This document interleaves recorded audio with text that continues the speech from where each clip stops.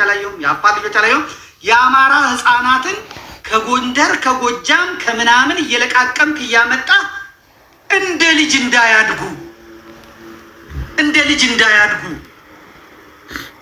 እንደ ትልቅ ሰው እንዲያወሩ የሰው አይን ውስጥ እንዲገቡ አድርገህ ታሳይ። ያንተን ልጆች በእንክብካቤ ይዘህ ያንተን ልጆች ከካሜራ አይን ሰውረህ ስታበቃ፣ በተለይ የአማራ ልጆች ኦርቶዶክሳውያን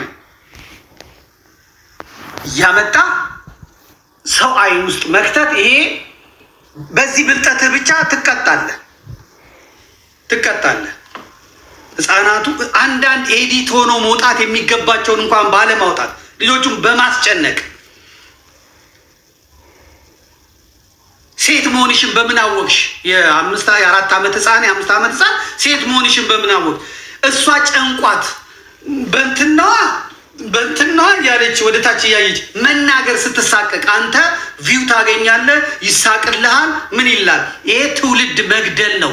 እሸቱ ገዳም አሰራ፣ ቤተክርስቲያን አሰራ፣ ትውልድ ገድለ አትድን። ብልጥ በመጫወት የእግዚአብሔር መንግስት አይወረስም። ድሮ ነይ አረቄ የምጠጣ የነበረ አሁን አልጠጣም፣ ጠላ ነይ አልጠጣም የምትል ህፃን ልጅ አምጥተህ ከዛ ፈረንጆቹ ሲያስተረጉሙት አማራ ለካስ በህፃንነቱ እንደዚህ ያጠጣል እንደዚህ እንትን ያደርጋል ምናምን። ይሄ ትክክል አይደለም። ኤዲት አድርገህ እንኳን አታወጣውም።